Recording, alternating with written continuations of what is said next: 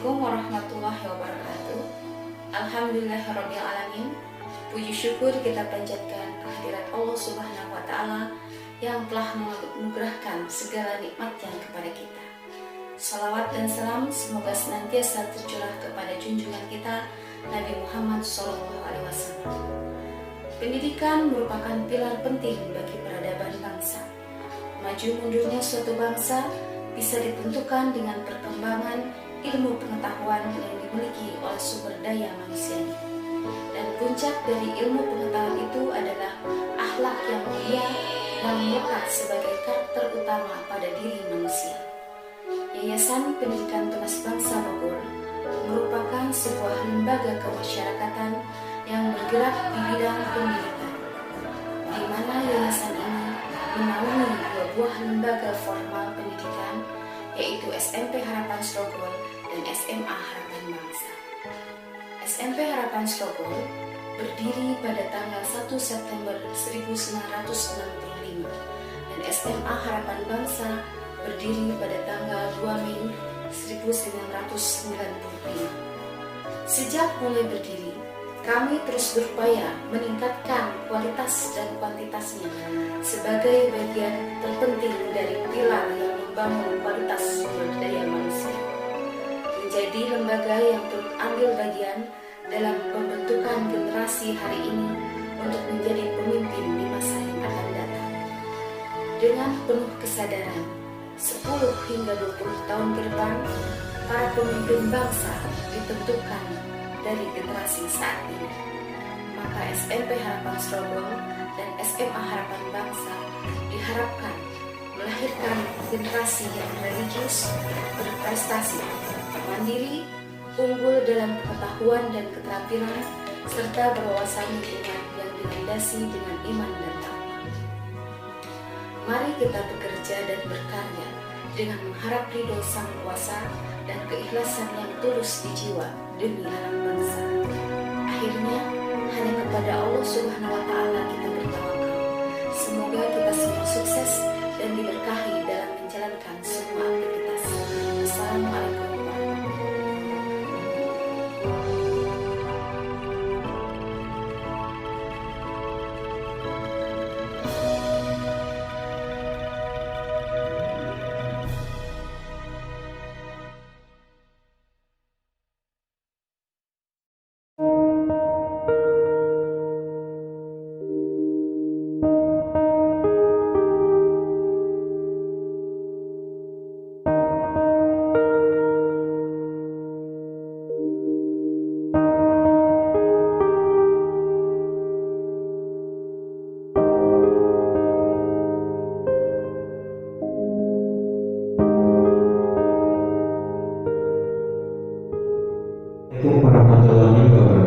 Waalaikumsalam warahmatullahi wabarakatuh. Selamat siang dan salam sejahtera bagi anak-anak SMP SMA PAN yang ada di wilayah Cijeruk. Tidak lagi dan tidak bukan kedatangan saya dari Polsek Cijeruk karena ada suatu undangan dari pihak sekolah, itu untuk mengisi masa pengenalan lingkungan sekolah untuk siswa SMP dan SMA kelas 10. Mudah-mudahan anak saya dari pihak kepolisian Polsek Cijeruk untuk mengisi masa pengenalan lingkungan sekolah tersebut nanti bisa berguna bagi adik-adik siswa SMP dan SMA Harapan yang ada di Cijeruk ini. Tidak lain dan tidak bukan, materi yang akan saya sampaikan yaitu masalah penyalahgunaan narkoba dan pengenalan terhadap jenis-jenis narkoba untuk siswa-siswa di SMP dan SMA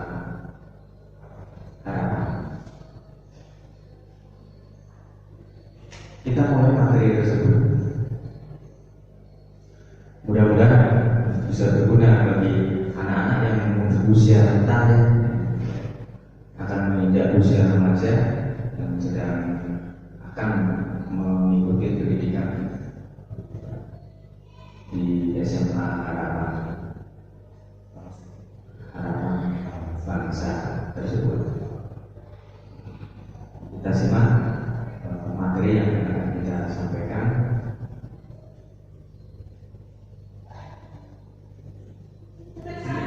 Perlu perkenalan enggak? Adik-adik sekalian. Oke ya, saya perkenalkan dulu. Nama saya Mujianto. Saya tulis di kepolisian sektor Cijeruk, angka 3. Jabatan saya sebagai kanit Reskrim Polsek Cijeruk, dan kebetulan saya di Polsek Cijeruk ini belum begitu lama, baru kurang lebih 2 minggu. Tapi semoga aja perkenalan ini membawa berkah dan membawa berkah dan nikmat untuk siswa-siswa di SMP SMA Harapan ini. Mudah-mudahan maju dan saling sinergis dalam menghadapi situasi pengenalan lingkungan sekolah ini. Mudah-mudahan bisa belajar dengan rajin dan jangan sampai nanti ada godaan-godaan ataupun gangguan-gangguan terhadap siswa-siswa dan adik-adik di SMP dan SMA Harapan ini sampai terjerumus dalam hal baik itu kenakalan remaja, terus terjerumus dalam narkoba, ataupun sampai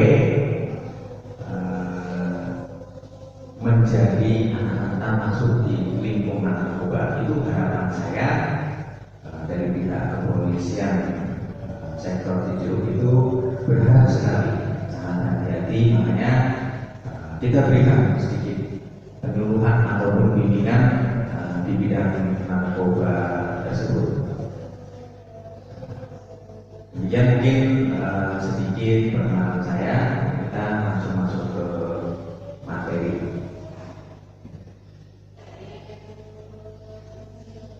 Apa itu narkoba? Narkoba itu sebetulnya narkotika dan psikotropika dan bahan-bahan adiktif lainnya, ya, dan dampaknya terhadap kesehatan.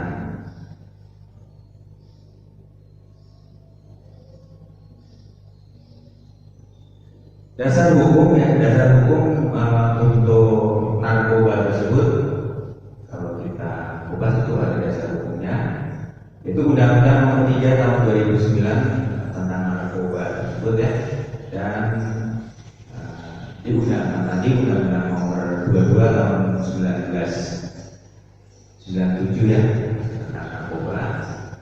Yang kedua itu dasar hukumnya itu Undang-Undang Nomor 5 Tahun 1997 tentang psikotropika.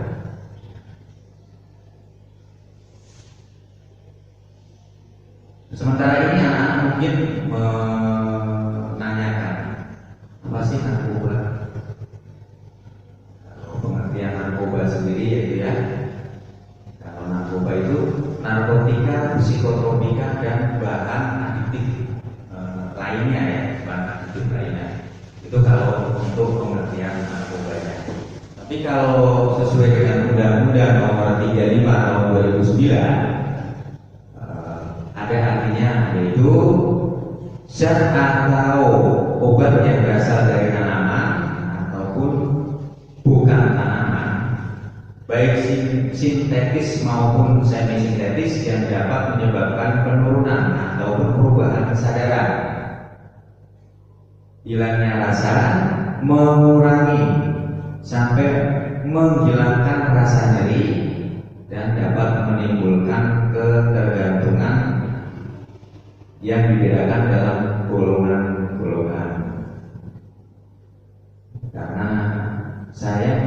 memberikan suatu misalnya teori ini, nanti saya kasih diktatnya, nanti biar adik-adik sekalian bisa belajar posisinya, mengetahui paling tidak kalau lebih dalam mengetahuinya. Itu yang kita harapkan, karena narkoba tersebut di Indonesia itu memang jangan sampailah untuk regenerasi yang muda ini sampai terbawa ke arah sana ataupun masuk untuk memakai atau pengguna atau sampai ketergantungan.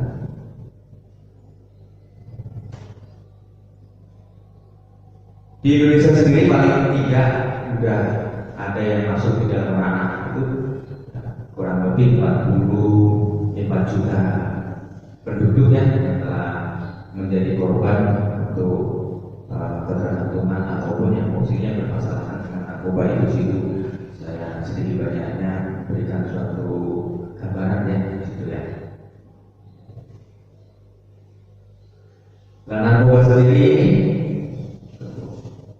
ada poin-poinnya, itu dibagi menjadi 3 poin. Untuk narkotikanya yaitu yang bisa menghilangkan rasa nyeri atau rasa sakit. Untuk psikotropinnya itu merubah mental dan perilaku. Untuk zat adiktifnya itu zat yang dapat menimbulkan ketergantungan untuk manusia ya. Pembagian dari narkoba tersebut yang berdasarkan untuk alami ataupun berdasarkan efek yang ditimbulkan. Itu berdasarkan asal atau alami itu tanpa adanya proses fermentasi atau isolasi atau produksi lainnya. Contohnya itu ganja, opium, daun koka, dan lainnya. Untuk yang semi sintetis itu melalui proses ekstraksi atau isolasi, contohnya morfin, heroin, kokain. Kalau yang sintetis sendiri itu diproduksi secara sintetis, contohnya amfetamin, sampai tamin. Berdasarkan efek yang ditimbulkan yaitu sudah tertera, nanti bisa dibahas ya. Defeksan itu berfungsi mengurangi aktivitas, membuat gangguan menjadi tidur ataupun tidak sadar diri. Stimulan yang berfungsi merangsang atau fungsi tubuh dan meningkatkan gairah kerja, segar dan bersemangat secara berlebihan. Halusinogen yang menimbulkan efek halusinasi, dapat mengubah perasaan dan pikiran.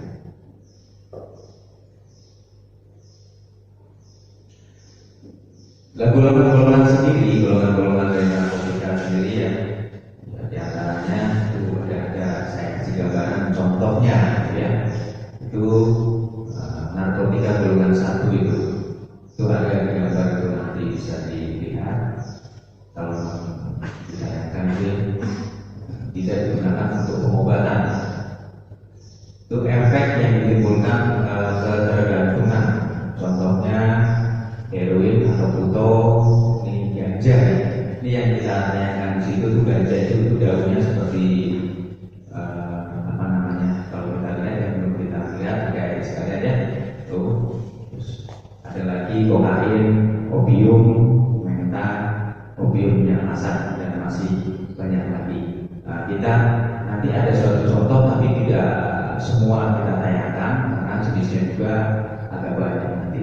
Hanya cuman saya berikan suatu contoh-contohnya, ada. Yang kedua, narkotika golongan 2 digunakan untuk pengobatan namun efek ketergantungan. Contohnya ada itu morfin dan amfetamin ya, itu udah ada contohnya itu. Dan yang ketiga, itu narkotika golongan 3 digunakan untuk pengobatan namun ada efek ketergantungannya. Itu udah ada contohnya di situ ya. Ini bagi pengguna, saya berikan suatu gambaran yang lewat itu penyelidikan. Itu caranya seperti itu. Makanya adik-adik kalau sudah dikasih pandangan seperti ini, janganlah nanti mempraktekkan, apalagi sampai masuk di ranah menggunakan apa sampai ketergantungan di situ. Kita dari pihak kepolisian itu berharap sekali jangan sampai mencoba-coba. Kalau bisa mengetahui itu boleh, tapi jangan sampai itu mencoba. Kalau untuk golongan psikotropika sendiri itu ada golongan 1 dan golongan 2 karena ini diproduksi ya. Golongan 1-nya itu sangat kuat untuk ketergantungan, tidak digunakan untuk obat. Itu contohnya itu yang salah satunya itu ekstasi yang saya tinggalkan di situ. Itu contohnya. Yang lain-lain masih ada.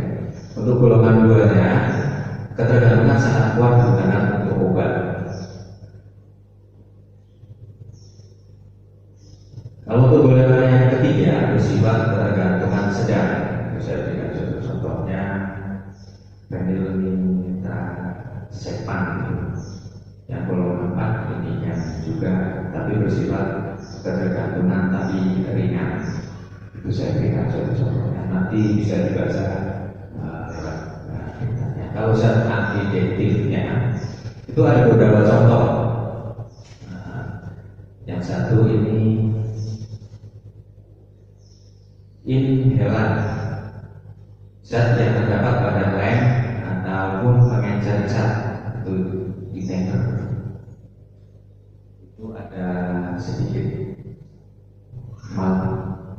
juga banyak juga itu di situ ada zat adiktifnya ya. Yang kedua alkohol, minuman yang mengandung etanol. Yang ketiga itu tembakau, pokok itu ada zat narkoba juga yang pentingnya di situ. Obat penenang. Yang kelima zat yang menimbulkan halusinasi. Narkoba disalahgunakan. Kalau untuk disalahgunakan karena posisinya ya kalau anak-anak yang rentan itu kan hanya cuma sekedar rasa ingin tahu, ya itu sangat bahaya juga. Tapi kalau memang ingin tahu ya cuma sekedar story untuk mengetahui jenis seperti itu, tapi tidak usah perasaan, karena kalau sampai perasaan sampai masuk dalam ranah hubungan seperti itu sangat bahaya. Karena kalau hanya cuma rasanya tahu, karena coba-coba perasaan ikut teman, itu karena sedang bermasalah terus masuk dalam ranah itu, kalau bisa tidak sampai masalah itu masih bisa diselesaikan tanpa menggunakan narkoba, itu masih bisa. Karena bersifat tren atau ada dari masalah lingkungan, salah pengertian atau mencoba terus ketagihan ya, penolakan atau pengendalian diri gitu ya. Bahaya-bahayanya ya itu kalau kita tarik untuk menyikapi bahaya narkoba sendiri itu dari segi kesehatan atau dari segi psikososialnya di situ ya. Kalau dari segi kesehatan itu bisa dikupas itu. Di antaranya satu rusaknya organ-organ tubuh, otak, paru-paru, jantung, ginjal itu larinya di situ tuh kalau masuk di ranah untuk mengkonsumsi dan seperti itu akan pasti terkena di organ tubuh di situ lah. Yang kedua itu HIV atau AIDS itu, yang ketiga overdosis, sampai di ujung hayat itu yang kematian kalau masuk di ranah sana. Terus dari segi psikososialnya, kalau itu sempat mengkonsumsi seperti itu pasti larinya nanti akan ke dunia kriminalitas. Kalau sudah masuk di dalam ranah dunia kriminalitas itu berarti suatu perbuatan tidak pidana. Seseorang sudah masuk ke dalam ranah dunia kriminalitas itu pasti larinya perbuatan pidana yang dilakukan. Yang kedua kecelakaan alih, kesehatan seksual, tindakan kekerasan ke masalah keuangan, nantinya itu bisa tertinggal dan disharmonisasi keluarga kalau yang sudah keluarga.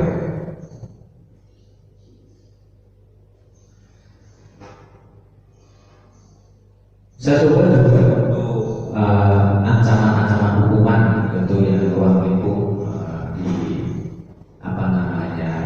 kena masalah masuk kemungkinan posisi untuk pengguna, pemilik memproduksi sekalian itu di sini saya kasih gambarannya untuk hukuman dalam rangka untuk masuk yang kena di dalam masalah narkotikanya. Untuk pemilih itu yang memiliki narkotika golongan 1, golongan 2, dan golongan 3 itu sampai pemilik itu kalau toh memang terbukti melakukan suatu perbuatan tersebut yaitu mendapat ancaman hukuman penjara itu untuk kepemilikan itu hingga ancamannya 10 tahun dan denda sampai 500 juta untuk golongan 1 itu baik kepemilikan, produksi, membawa ataupun mengirim, menawarkan untuk dijual, memberikan narkoba kepada orang lain itu untuk golongan 1 itu ada status masing-masing punya ancamannya sendiri-sendiri sesuai dengan perbuatan yang dilakukan, baik itu dari golongan 1, golongan 2, dan golongan 3 itu sudah saya berikan suatu tabel untuk pembelajaran. Dan di sini saya sampaikan jenis-jenis narkoba yang sering disalahgunakan. Di antaranya yang saya sampaikan ini karena ini bisa untuk ditanam dan dilihat. Itu salah satunya itu jenis ganja. Itu termasuk narkotika golongan 1. Saya berikan tayangan gambarnya itu. Yang kedua, medikal marijuana itu bunga, bentuk bunga itu ya. Saya berikan contohnya juga.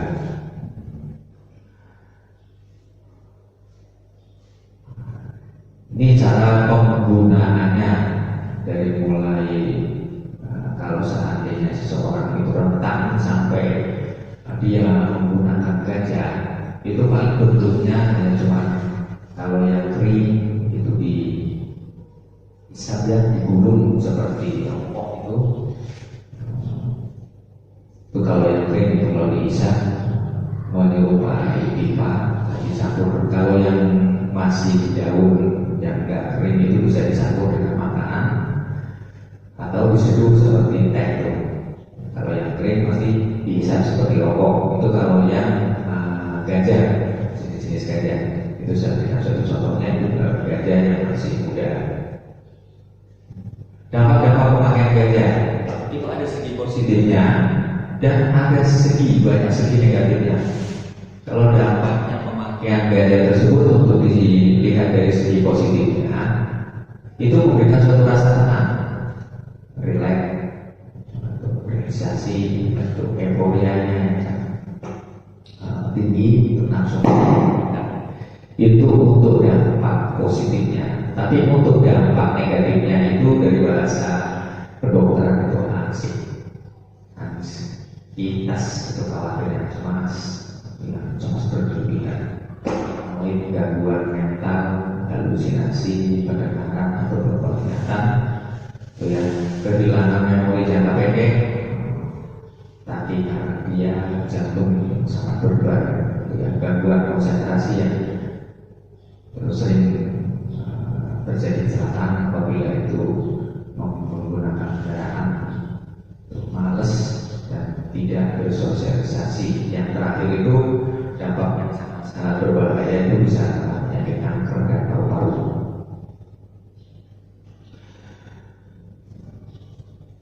Ini gejala-gejala putus kanabis atau ganja ya. Itu gejalanya itu ya udah masuk di ranah seperti itu ya, orang tersebut udah tersinggung bahasa dokternya seperti itu, anoreksia, gangguan makan yang terlebih, tidur terganggu, sering tidur, gangguan kolesterol, diabetes, final atau perdarahan, saluran pencernaan, kenyang malam, hari, tremor atau gemetar pada tubuh. Ini kalau yang psikotropika golongan, kalau itu tadi narkoba golongan 1 yang jenis ganja. Ini yang kedua psikotropika golongan 1, yaitu udah ada bentuknya ya, itu bentuk inek, yupidra, itu kalau nanti anak-anak lihat kalau nggak dijelasin posisinya seperti itu, sekalian itu ya, dikiranya itu pil nano itu. Tapi kalau kita lihat, kalau kita udah berikan suatu contoh gambarannya, nanti kalau melihat kok udah bisa dasarnya, oh itu bentuknya seperti itu.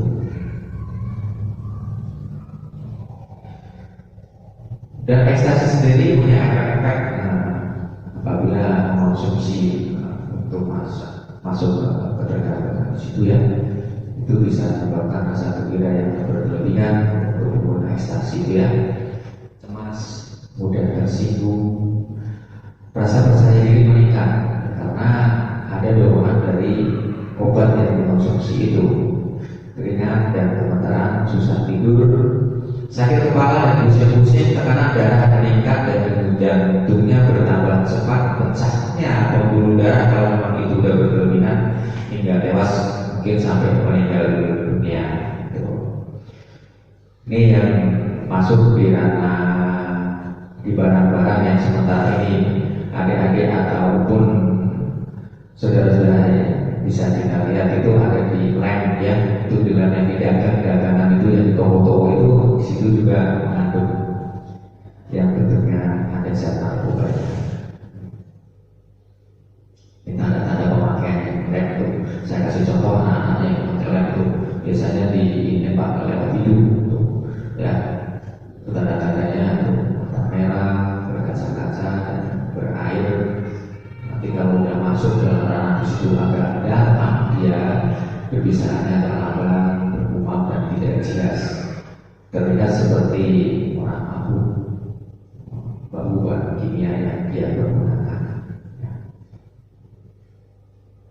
Sesak nafas akibat aktivitas pengeleman yang tertutup dari tas ataupun dari plastik, kurangnya suplai O2, sudah standing, dan atau mati mendadak akibat spasme otot pernapasan, dan bunuh diri atau depresi itu sangat gambar dan contohnya yang sangat berbahaya sekali. Ini di organ tubuh terutama untuk di kepala juga banyak menyerang saraf-saraf atau motorik yang dipergunakan oleh manusia. Di situ udah tertera di bagian ingatan atau memori, stimulan otak itu contohnya di situ. Yang di usia rentan itu ya, di individu yang rentan itu kalau seandainya akan masuk di ranah lingkungan untuk ke narkotik sendiri yang akan masuk ke ranah sana, itu mau menjadi pengguna yang tidak teratur atau yang menjadi orang tersebut kalau sudah masuk ke ranah narkotik tersebut menjadi ketergantungan. Tapi bisa juga ya, bisa tidak pakai itu juga bisa terjun di dalam untuk masyarakat, di masyarakat itu sendiri. Ini yang resiko penggunaannya juga sudah kita sampaikan.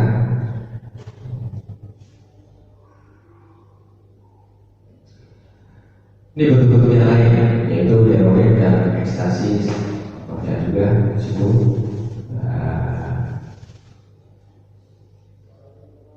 Ini yang bentuknya bentuk tumbuh-tumbuhan, itu yang opium itu contohnya juga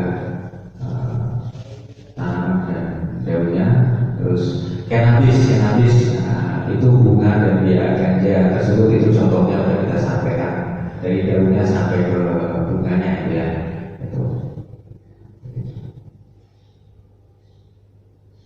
Nah, mengapa narkoba itu dilarang? Ya, memang untuk di agama, ajaran agama pun juga, semua agama itu juga mengharapkan penyalahgunaan untuk narkoba itu sendiri. Terus dari kebijakan pemerintah pun banyak peraturan undang-undang tentang narkoba itu memang diatur, diantaranya yang sudah kita sebutkan di depan tadi, yaitu Undang-Undang Nomor 3 Tahun 2009 dan Undang-Undang Nomor 22 Tahun 1997 yaitu tentang narkoba, merupakan dari Undang-Undang Nomor 3 itu. Dan yang untuk psikotropikanya yaitu Undang-Undang Nomor 5 Tahun 1997. Bisa juga menghancurkan tujuan hidup dan masa depan terutama, dan yang lebih besar lagi itu merugikan negara. Itu karena narkoba itu bisa dilarang buat-buatnya seperti itu. Dan mengapa itu narkoba perlu dihindari? Itu sangat-sangat perlu dihindarkan karena dapat merugikan bagi si pemakai dan orang lain, ya, terutama terhadap pribadi dan individu, terhadap keluarga, terhadap masyarakat dan bangsa dan negara. Tapi narkoba bisa diperbolehkan dan dipakai hanya untuk kepentingan medis ataupun operasi, untuk kepentingan ilmu pengetahuan ataupun untuk penelitian di laboratorium. Nah, kalau untuk posisi pengobatan, narkoba tersebut bisa dipergunakan sebagai terapi adiksi, mengurangi racun yang ada di dalam tubuh, terapi infeksi atau medis, rehabilitasi, dan pelatihan mandiri. Dan pencegahan terhadap narkoba tersebut yaitu yang lebih kuat itu ya, untuk memperkuat iman, itu untuk mencegah termasuk ke sana. Pilih lingkungan dengan pergaulan yang sehat, komunikasi yang baik, hindari pintu masuk narkoba tersebut seperti yang kita pertama, biasanya itu diawali dengan merokok itu karena ada sumber nikotinnya di situ. Mungkin itu bahan yang kita sampaikan, sedikit banyaknya. Kalau kita nanti bahas yang lebih luas lagi, itu nanti masih ada lagi bentuk-bentuknya yang lain. Tapi ini hanya cuma sekilas karena ini untuk pengenalan buat adik-adik sekalian. Mudah-mudahan bisa bermanfaat dan adik-adik sendiri bisa mengenal dan bisa kalau nanti di luarnya itu menemui hal-hal yang seperti itu, sudah sedikit mengetahui dari pihak kita memberikan suatu masukan atau memberikan suatu informasi yang sudah kita sampaikan. Mudah-mudahan informasi tersebut dan yang tersebut berguna bagi adik-adik yang akan menerima pelajaran di SMA Harapan, baik di tingkat SMP maupun di SMA-nya. Mungkin demikian saya akhiri. Wassalamualaikum warahmatullahi wabarakatuh. Waalaikumsalam warahmatullahi wabarakatuh.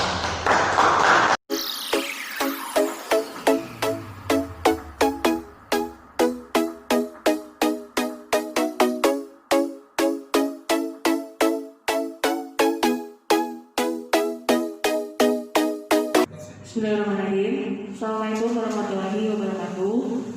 Selamat pagi untuk para siswa-siswi SMP dan SMA Harapan.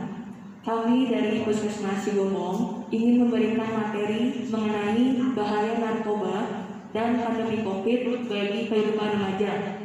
Sebelumnya, perkenalkan, nama saya Nadia Syawena sebagai petugas prokes di Puskesmas Cigomong. Kemudian di sebelah saya sendiri ada Bu Reni. Untuk selanjutnya kita langsung mulai aja mengenai narkoba sendiri yang akan disampaikan oleh Bu Reni. Untuk Bu Reni dipersilakan.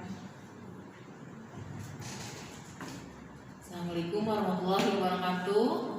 Selamat pagi siswa-siswi SMP SMA Harapan Serogo Harapan Bangsa. Saya akan menyampaikan tentang narkoba. Apa itu narkoba? Narkoba adalah akronim dari narkotika, psikotropika, dan bahan adiktif lainnya. Narkotika itu sendiri bisa zat atau obat dari tanaman, bukan dari tanaman, sintetis, semi sintetis, yang bisa jika dimasukkan ke dalam tubuh dapat mengubah pikiran, suasana hati, perasaan, dan perilaku seseorang. Adapun narkotika itu sendiri ada 3 golongan. Yang satu, jika digunakan dalam pengobatan mempunyai potensi sangat tinggi mengakibatkan ketergantungan. Golongan kedua itu digunakan dalam pengobatan mempunyai potensi tinggi mengakibatkan ketergantungan. Golongan yang ketiga digunakan dalam pengobatan mempunyai potensi ringan mengakibatkan ketergantungan. Nah, ini bentuk ini ya narkotika sendiri itu dari yang sebelah kiri kokain, heroin yang serbuk ya. Nah, ini ada yang daun ganja, ada yang bunga, buah koka, terus candu. Undang-Undang Psikotropika yang nomor 5 tahun 1997. Isinya zat atau obat alamiah atau sintetis bukan narkotika yang berkhasiat psikoaktif melalui pengaruh selektif susunan saraf pusat yang menyebabkan perubahan khas aktivitas mental dan perilaku.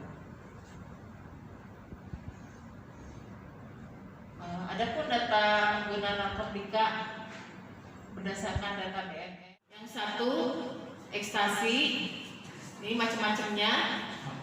Yang golongan 1 tidak digunakan dalam pengobatan, berpotensi amat kuat mengakibatkan ketergantungan. Golongan yang kedua itu contohnya amfetamin, banyak ya macam-macamnya, sabu juga ya masuk dalam golongan psikotropika golongan 2, digunakan dalam pengobatan berpotensi kuat mengakibatkan ketergantungan.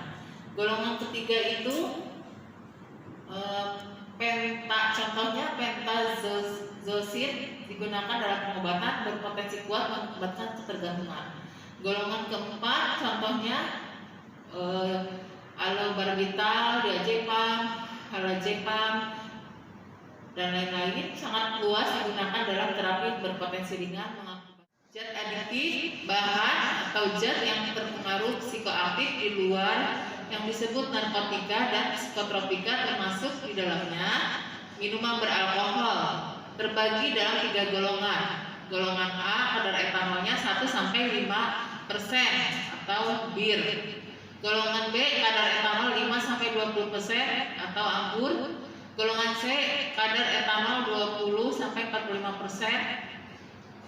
ada whisky, vodka, dan lain-lain. Ini inhalasi dan solvent atau zat pelarut mudah menguap berupa senyawa organik yang ada pada barang keperluan rumah tangga, kantor, dan sebagai bahan bakar mesin, misalnya lem, thinner, penghapus cat kuku, bensin. C. Tembakau, pemakaian tembakau yang mengandung nikotin. Efek nafsa. 1. Golongan depresan. Pemakai merasa tenang, diam, tertidur, dan tidak sadarkan diri. Misalnya obat penenang, alkohol dalam dosis rendah.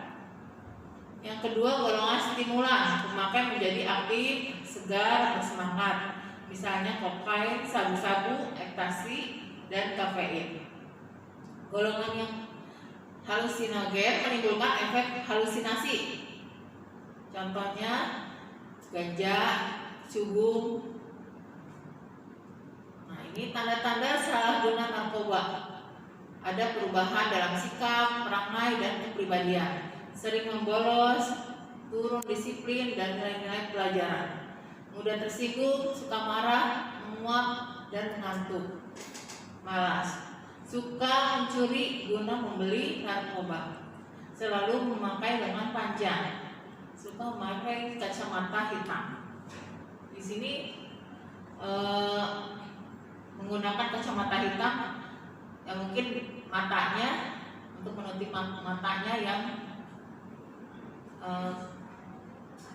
efek dari pengguna obat tersebut ya. Jadi mungkin efeknya jadi matanya jadi sayu, ya kurang bersemangat. Siapa yang dapat terjerumus penyalahgunaan narkoba? Kalau dulu keluarga yang broken home, orang frustasi, orang bermasalah. Kalau sekarang penyalahgunaan itu bisa di keluarga yang harmonis pun bisa menggunakan narkoba. Anak-anak dan orang dewasa. Jadi bukan hanya orang dewasa saja yang menggunakan narkoba. Pengusaha, artis ya banyak contohnya yang terlibat narkoba yang akhirnya tertangkap ya. Pejabat, pelajar, mahasiswa dan lain-lain. Akibat penyalahgunaan narkoba ini menyerang organ tubuh ya. Cimeng ini contoh di gambar cimeng ya, magic mushroom. Nah ini magic mushroom ini jamur ya, jamur yang tumbuh di kotoran sapi atau kerbau. Nah itu hati-hati ya, karena bisa diberikan secara cuma-cuma, digunakan, disuruh masak bersama-sama, yang bisa akhirnya menimbulkan keracunan yang merusak otak, lidah, mata, pencernaan yang berakibat fatal. Terus putau ya, putau. Terus ada lagi sabu-sabu ya, menyerang organ tubuh ya, ini otaknya, mata, kulit, hati. Kokain juga sama ya, semua menyerang organ tubuh. Ekstasi juga. Nah ini gambaran otak yang sehat, gambaran otak pengguna narkoba. Yang sebelah kiri itu otak orang yang tidak menggunakan narkoba ya. Yang sebelah kanan itu pengguna narkoba. Nah ini akibat dari ketergantungan narkotika, psikotropika, dan zat adiktif. Satu, ketergantungan psikis. Kedua, ketergantungan fisik. Nah, fisik di sini menimbulkan keracunan, bisa juga gejala putus obat atau yang dikatakan sakau ya. Jadi ketergantungan psikis di sini keinginan kuat untuk menggunakan nafsa secara mental atau emosional yang tidak terkendali karena merindukan kenikmatan semu yang ditimbulkannya.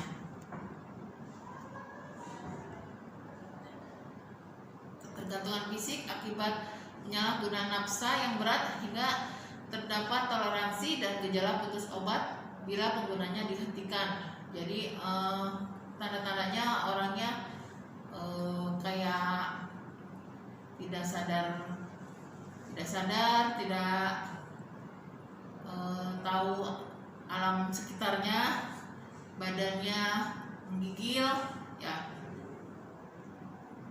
Nah ini akibat kelebihan dosis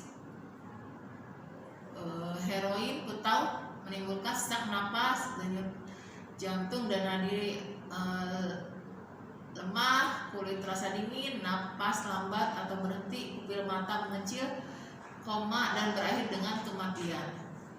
Amfetamin atau ekstasi, jantung berdebar, tekanan darah meningkat, hiperaktif, dehidrasi, kelelahan, berakhir dengan kematian. Jadi jangan gunakan narkoba. Ini yang ditimbulkannya bisa overdosis, bisa masuk rumah sakit, bisa masuk kuburan, bisa masuk penjara ya.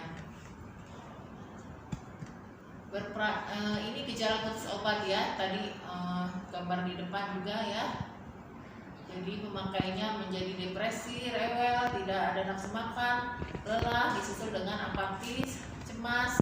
Setelah siklus pemakaian obat 9 jam sampai 4 hari. Terima kasih. Saya ucapkan, katakan tidak untuk narkoba, untuk generasi muda yang lebih baik. Assalamualaikum warahmatullahi wabarakatuh.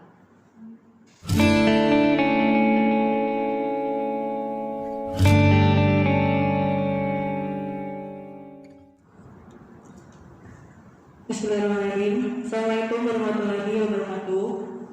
Selamat pagi untuk para siswa-siswi SMP dan SMA Harapan.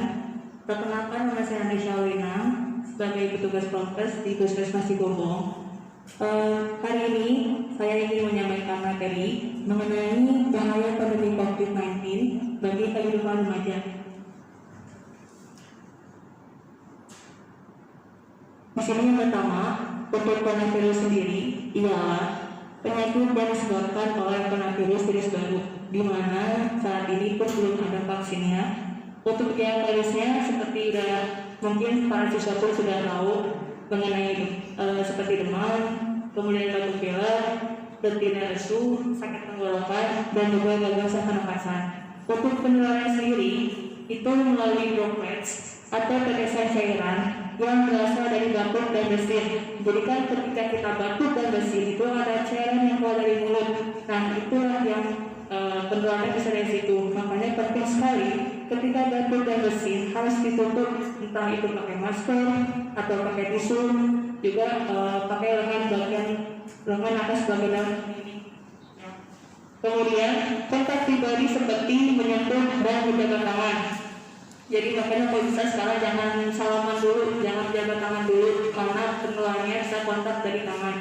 Kemudian menyentuh benda atau permukaan dengan tulus di atasnya, kemudian menyentuh mulut, hidung atau mata sebelum mencuci tangan. Jadi kalau tangan kita dalam keadaan yang belum bersih, diusahakan jangan menyentuh bagian muka. Kemudian di sini ada peta sebaran COVID-19 untuk di Kabupaten Bogor sendiri. Ini datanya pada 12 Juli kemarin. Jadi untuk Cigombong sendiri kan kita masih di zona orange, di mana zona sedang. Kemudian ini ada data monitoring hariannya. Untuk yang dalam ODP sendiri sekarang ada 55. Kemudian untuk yang PDP sendiri sekarang ada 191 orang. Dan yang positif COVID-19 yang terkonfirmasi ada 408 orang. Lanjut, nah untuk kaum muda sendiri bisa jadi silent killer. Jadi menurut Ahmad Turianto sebagai juru bicara penanganan COVID-19 mengatakan bahwa tidak hanya kelompok usia lanjut maupun mereka yang memiliki penyakit penyerta saja yang berpotensi terjangkit virus. Jadi untuk kaum muda dengan imunitas yang bagus pun itu bisa jadi rawan tertular gitu, meski gejalanya sangat minim. Jadi jangan beranggapan bahwa COVID-19 ini hanya menyerang orang-orang tua atau orang-orang yang lanjut usia, tapi remaja pun bisa gitu. Kemudian berdasarkan data yang ada dan secara global sendiri, memang pada kelompok usia muda ini memiliki daya tahan tubuh yang lebih baik. Tapi harus dipastikan juga bahwa bukan berarti kelompok usia muda ini kebal. Jadi mereka itu bisa terkena tanpa ada gejala. Nah itu yang disebut dengan silent killer itu. Jadi orang yang tanpa gejala. Nah orang yang tanpa gejala ini pun jadi bisa menjadi salah satu faktor penyebaran virus corona sendiri semakin cepat. Karena untuk yang orang tanpa gejala itu dia nggak tahu kalau dia itu ternyata dia nggak tahu kalau ternyata dia itu kena COVID gitu. Jadi penting sekali untuk menerapkan physical distancing. Kemudian ini dampak pandemi COVID-19 terhadap kesehatan mental remaja. Nah, jadi untuk pandemi COVID-19 ini telah mempengaruhi hampir setiap aspek dalam kehidupan, termasuk aktivitas harian masyarakat, terutama kelompok anak dan remaja. Terus bagaimana enggak? Sekarang kan ada penerapan physical distancing dan sekolah juga ditutup. Jadi mereka tuh nggak bisa atau kalian itu nggak bisa beraktivitas normal gitu. Yang kalian tadinya biasanya sekolah seperti biasa, kemudian ketemu sama teman-teman secara langsung, sekarang kan nggak bisa gitu. Jadi jika normalnya kalau kalian itu lebih banyak menghabiskan waktu bersama teman-teman kalian di sekolah, kemudian ada aktivitas di sekolah, sekarang kan belum bisa dulu gitu. Kemudian mungkin untuk kalian merasa kalau awalnya itu enak gitu sekarang nggak sekolah, nggak masuk nggak masuk sekolah, terus kemudian nggak ada tugas dan sebagainya. Tapi seiring dengan berjalannya waktu, dapat pandemi ini ternyata berpengaruh terhadap mental remaja gitu. Jadi mungkin di antara kalian tuh merasa murung, sedih, kecewa ketika menjadi karantina di rumah sama COVID gitu. Jadi mungkin kalian tuh ada yang bosan juga di rumah, kapan sih mulai sekolah gitu kan. Kemudian juga kalian juga mungkin merasa cemas gitu dan bertanya-tanya kapan sih COVID berakhir gitu, kapan sih mulai lagi, kapan sih bisa sekolah kayak biasanya gitu. Nah, ini ada tips untuk membantu menjaga kesehatan mental remaja selama pandemi COVID-19. Yang pertama, sadari bahwa kecemasan kalian itu adalah hal yang wajar. Misalnya, sekarang kan sekolah itu masih ditutup, terus berita-berita di sosial media itu kan banyak banget dan kadang kayak bikin takut gitu. Kemudian bikin kalian tuh cemas. Nah, justru kecemasan itu bisa kalian manfaatkan gitu. Kalian bisa mengambil keputusan. Jadi kalian tahu nih, oh sekarang masih ada COVID nih, jadi harus cuci tangan pakai sabun air mengalir, kemudian keluar rumah pakai masker dan sebagainya gitu. Jadi karena kalian takut dan cemas itu, justru sebenarnya bisa dimanfaatkan baik juga gitu buat kalian gitu. Jadi kalian tuh tahu untuk keluar rumah pakai masker dan sebagainya. Kemudian cari pengalihan, misalnya belajar masak. Jadi buat kalian nih siswi ya yang tadinya nggak bisa masak, nggak pernah masak, bantuin orang tuanya gitu. Kemudian olahraga juga. Jadi walaupun kalian di rumah aja, kalian tuh bisa olahraga gitu, naik sepeda atau sebagainya. Lalu nonton film kesukaan juga bisa, atau pokoknya melakukan aktivitas lain gitu yang mungkin biasanya nggak kalian lakukan gitu. Kemudian temukan cara baru untuk berkomunikasi dengan teman-teman. Jadi misalnya kalian boleh Zoom meeting atau video call sama teman-teman kalian, karena kan belum bisa ketemu dulu. Tapi yang perlu diingat adalah jangan terlalu sering juga pakai gadget gitu, karena kan takutnya nanti kalian jadi malas belajar atau sebagainya, terus jadi bisa juga gangguan kesehatan lainnya gitu kalau kalian tuh selalu sering main gadget. Dan yang terakhir, fokus pada diri kalian sendiri. Misalnya kalian nanti mau masuk kelas 8 atau kelas 10. Nah, persiapan apa aja sih yang kalian butuhkan? Misalnya beli buku, kemudian setelah beli buku kalian pelajari tuh materi-materi yang akan datang nanti. Oh, ini ternyata materinya. Jadi kalian udah ada bayangan untuk nantinya gitu. Jadi fokus saja kepada diri kalian sendiri gitu. Nah, yang terakhir ini jangan lupa juga untuk kalian selalu yang pertama mencuci tangan pakai sabun di air yang mengalir atau menggunakan hand sanitizer. Ini penting ya. Jadi untuk mencuci tangan ini sangat penting sekali. Jadi memang harus sering-sering, entah itu kalian dari keluar rumah sampai rumah itu harus cuci tangan.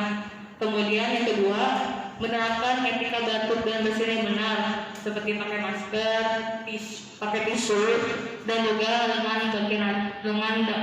atas bagian dalam seperti ini ya. Jadi jangan pakai tangan kalau kalian mau batuk dan bersin. Dan menggunakan masker juga kalau kalian keluar rumah. Ini juga penting banget, karena untuk pemakaian masker sendiri itu gak hanya untuk orang sehat, tapi untuk semuanya gitu, mau orang sehat, mau orang sakit, atau terutama kalau kalian pergi keluar itu harus pakai masker. Cuma kalau tidak penting banget gak usah keluar rumah gitu, stay at home aja. Dan yang terakhir, physical distancing atau pembatasan jarak fisik. Nah, mungkin itu aja dari saya. Kurang lebihnya mohon maaf. Wassalamualaikum warahmatullahi wabarakatuh.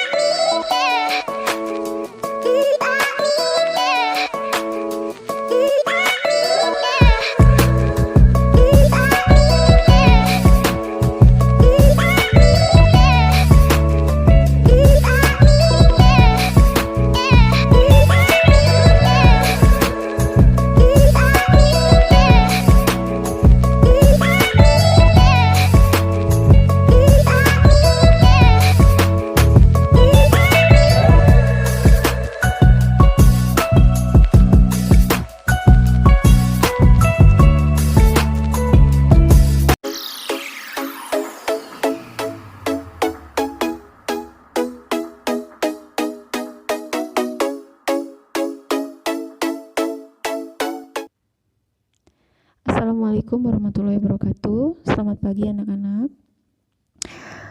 Alhamdulillah, hari ini kita sudah memasuki hari kedua MPLS daring. Sebelum Ibu menyampaikan materi Ibu, izinkan Ibu memperkenalkan diri Ibu. Nama Ibu adalah Ade Marina SPD. Insya Allah nanti mengajar bahasa Inggris. Baik anak-anak, pada kesempatan MPLS daring hari kedua ini, Ibu akan menyampaikan tentang literasi. Baik, apa itu literasi? Yang pertama nanti Ibu akan share. Yang pertama adalah pengertian, tujuan, serta manfaatnya, dan ada contohnya. Baik anak-anak. Nah, yang pertama ini adalah pengertian literasi. Literasi adalah suatu kegiatan atau aktivitas untuk lebih membudidayakan gerakan membaca serta juga menulis. Literasi sangat banyak sekali manfaatnya. Salah satu keuntungan dari literasi ini diantaranya adalah dapat melatih diri untuk dapat lebih terbiasa dalam membaca, serta juga dapat membiasakan seseorang, dalam hal ini siswa, sebenarnya bukan untuk siswa aja ya, tapi untuk seluruh warga sekolah, dan bahkan mungkin bisa ditularkan ke keluarga dan masyarakat gitu, untuk dapat menyerap informasi yang dibaca dan dirangkum dengan menggunakan bahasa yang dipahami lebih jelasnya gitu ya, dengan bahasa yang lebih jelas.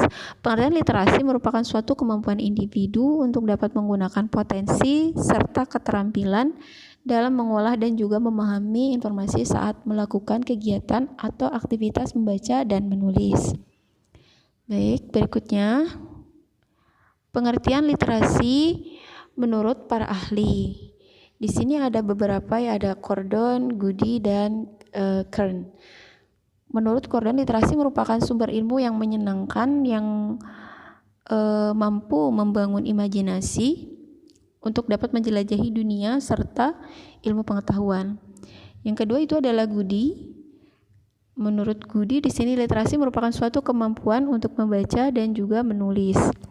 Yang ketiga, menurut Kern, literasi itu terdapat 7 prinsip pendidikan, diantaranya melibatkan, yang pertama adalah interpretasi, yang kedua kolaborasi, yang ketiga konvensi, yang keempat pengetahuan kultural, yang kelima pemecahan masalah, yang keenam refleksi dan refleksi diri, yang terakhir adalah penggunaan bahasa.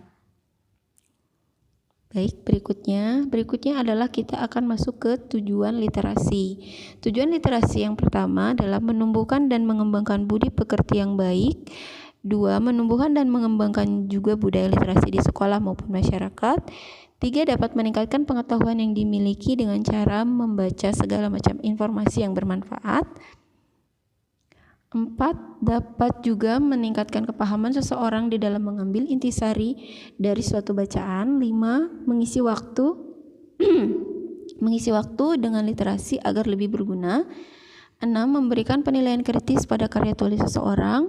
7. Memperkuat nilai kepribadian dengan membaca dan menulis. Sebenarnya ini untuk yang nomor 6 bukan hanya karya tulis. Kalian bisa dari film-film ya, dari tontonan, dari medianya itu bukan hanya karya tulis saja gitu, bisa macam-macam, bisa novel, bisa majalah, tidak hanya karya tulis saja, dari tontonan, dari budaya juga bisa. Yang berikutnya adalah manfaat literasi. Yang pertama, menambah kosakata. Yang kedua, mengoptimalkan kerja otak. Yang ketiga, menambah wawasan dan informasi baru. Keempat, meningkatkan kemampuan interpersonal. 5. Mempertajam diri di dalam menangkap makna dari suatu informasi yang sedang dibaca. 6. Mengembangkan kemampuan verbal. 7. Melatih kemampuan berpikir dan menganalisa. 8. Meningkatkan fokus dan konsentrasi seseorang. 9. Melatih dalam hal menulis serta juga merangkai kata yang bermakna. Baik anak-anak, berikutnya adalah jenis-jenis literasi. Yang pertama itu adalah literasi dasar. Literasi dasar merupakan suatu kemampuan untuk membaca, mendengarkan, berbicara, menulis, serta juga menghitung.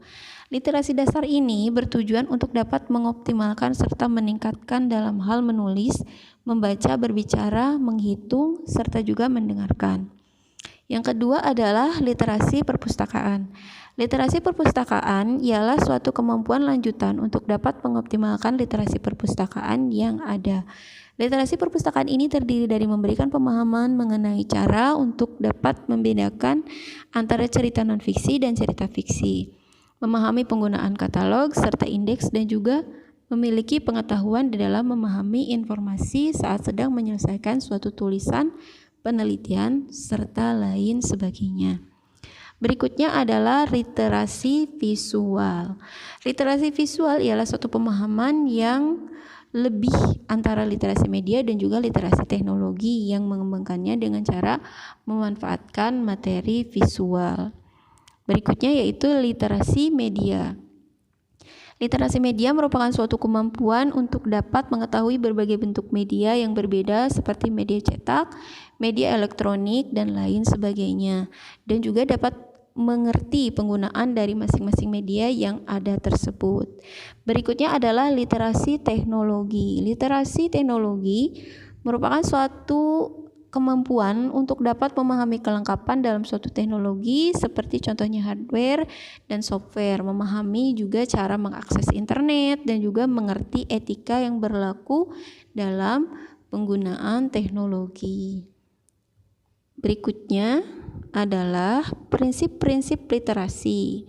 Menurut Beers 2009, di dalam literasi sekolah itu menekankan prinsip-prinsip sebagai berikut.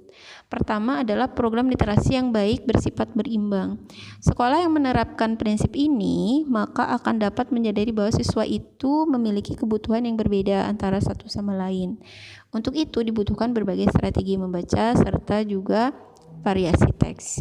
Diskusi yang berikutnya adalah diskusi dan strategi bahasa lisan sangat penting. Dalam prinsip literasi ini, siswa akan dituntut untuk bisa atau dapat berdiskusi mengenai suatu informasi tertentu, serta juga dalam diskusi membuka kemungkinan perbedaan pendapat, serta akan diharapkan dapat mengungkapkan perasaan serta pendapatnya untuk dapat melatih kemampuan berpikir lebih kritis. Berikutnya, program literasi berlangsung di semua kurikulum. Program literasi ini ditujukan untuk seluruh siswa dan tidak bergantung pada kurikulum, serta juga membiasakan kegiatan atau aktivitas literasi merupakan kewajiban guru semua mata pelajaran.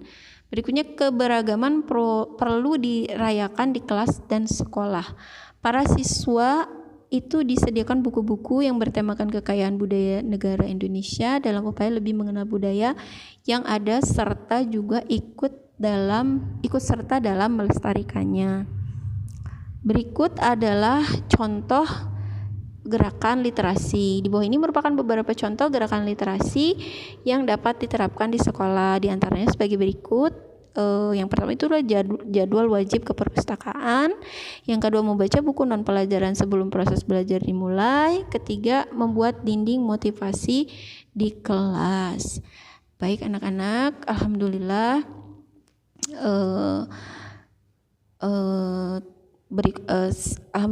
materi yang Ibu sampaikan telah selesai. Mudah-mudahan ini bermanfaat untuk kita semua, dan juga Ibu ucapkan terima kasih atas perhatiannya. Mudah-mudahan kita semua selalu dalam keadaan sehat dan selalu berada dalam lindungan Allah Subhanahu wa taala. Sekali lagi Ibu ucapkan terima kasih atas perhatiannya. Wassalamualaikum warahmatullahi wabarakatuh.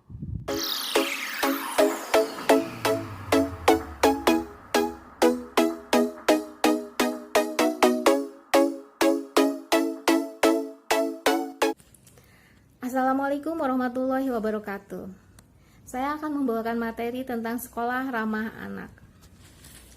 Anak Indonesia merupakan harapan bangsa, di mana anak laki-laki dan anak perempuan memiliki hak yang sama dalam mendapatkan pendidikan. Satuan pendidikan atau sekolah memegang sangat penting dalam pendidikan anak, karena sepertiga waktu mereka habiskan di sekolah. Supaya anak belajar dengan baik, sekolah mampu menyediakan sarana dan prasarana yang sesuai kebutuhan anak dan menciptakan suasana belajar ramah anak. Setiap anak diberikan kesempatan untuk terlibat langsung untuk mewujudkan sekolah menjadi sekolah ramah anak. Sekolah ramah anak adalah sekolah inklusif yang harus memberikan kesempatan yang sama bagi setiap anak, termasuk yang berkebutuhan khusus. Penataan lingkungan kelas harus menunjang suasana pembelajaran aktif, inklusif, non-diskriminatif, dan ramah bagi anak. Kapasitas ruangan kelas harus sesuai dengan jumlah siswa. Memiliki pencahayaan yang bagus, ventilasi udara yang baik, serta didukung peralatan sekolah yang ramah anak. Di dalam sekolah ramah anak juga disediakan kegiatan sekolah yang berisi fasilitas kesehatan untuk murid. Selain itu, anak dianjurkan berperilaku hidup bersih, menjaga toilet, mencuci tangan dengan air yang mengalir, minum air matang, dan buang sampah pada tempatnya. Sekolah juga harus memberikan informasi tentang makanan-makanan yang baik, makanan-makanan yang bisa mereka konsumsi dengan gizi yang bagus. Sekolah ramah anak termasuk juga madrasah insan cendekia, dikembangkan untuk mengembangkan akhlak dan budi pekerti. Di sekolah anak juga dianjurkan bagaimana cara menghormati orang tua seperti ayah dan guru. Perlu dipastikan di dalam sekolah ramah anak itu kawasan tanpa rokok dan bebas nafsa, agar semua anak terlindungi dari ancaman bahaya narkotika, psikotropika, dan zat adiktif lainnya yang berbahaya bagi kesehatan. Sekolah ramah anak perlu dilengkapi ruang konseling, ruang kreativitas untuk budaya, lapangan olahraga, area bermain, dan tempat beribadah.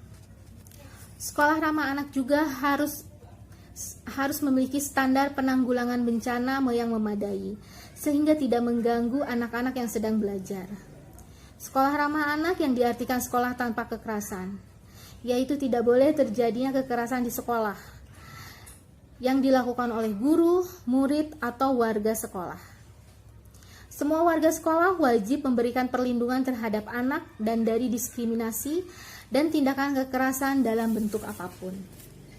Sekolah ramah anak adalah sekolah hebat yang membawa anak-anak berprestasi baik nasional maupun internasional dengan partisipasi orang tua, wali, lembaga masyarakat, dunia usaha, alumni, dan semua masyarakat.